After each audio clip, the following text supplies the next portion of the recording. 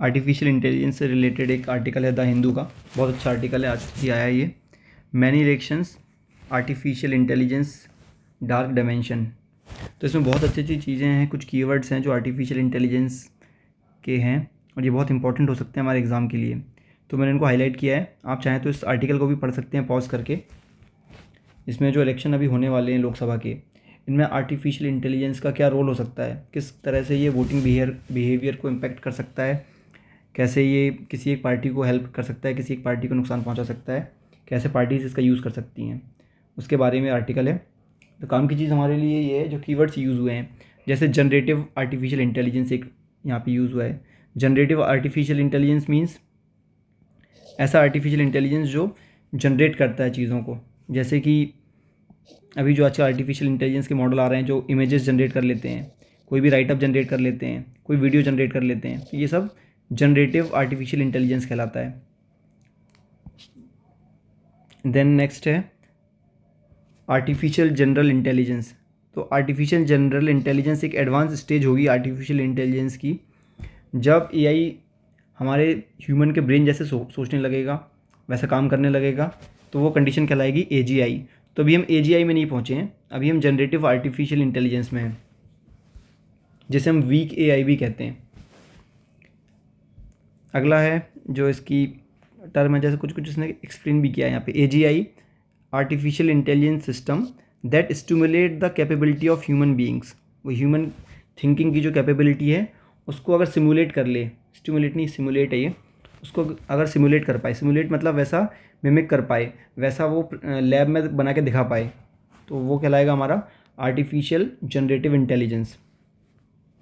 तो अभी जो जनरेटिव एआई सबसे ज़्यादा चर्चा में है, इसके कौन कौन से मॉडल जो पॉपुलर हैं, चैट जीपीटी है जो अभी एमपीपीएससी ने पूछा था, इसकी कौन सी कंपनी ने बनाया इसे, ओपन एआई ने।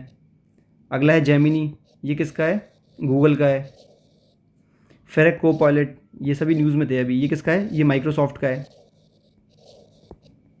तो ये सब मॉडल्स हैं जो अभी यूज़ हो रहे हैं।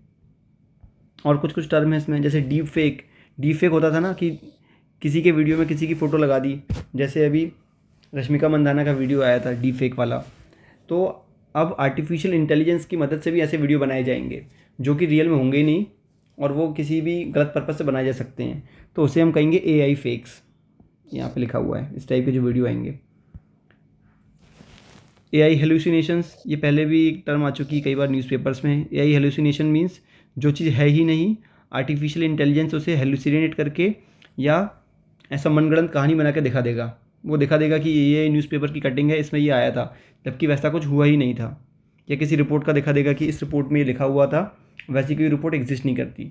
तो ये सब एआई हेलुसिनेशन है, जो कि एक वीकनेस है। जो चीज़ है ही नहीं उसे एआई बता देगा बड़े कॉन्फिडेंस के साथ कि नहीं ये तो ऐसा ही है।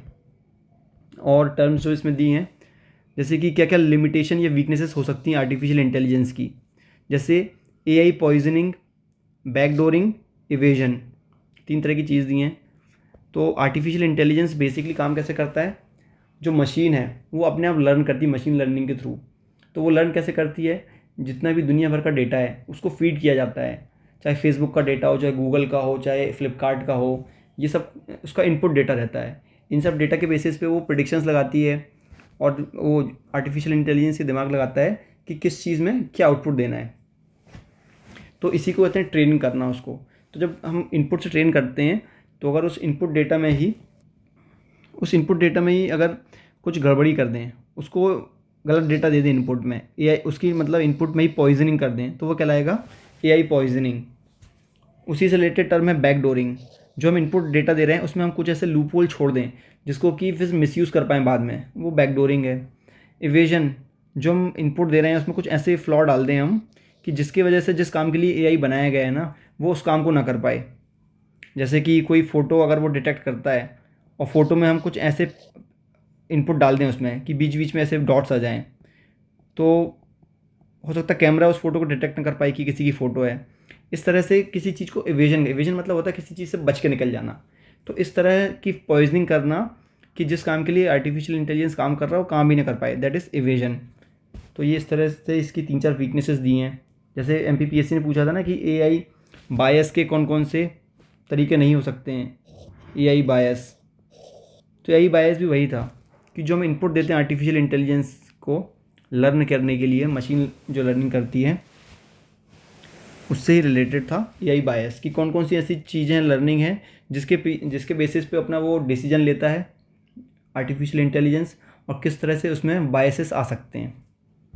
तो ये अच्छा आर्टिकल था, काफ़ी चीज़ें सीखने की थी इसमें, इसलिए मैं आपसे इसको शेयर किया। Thank you.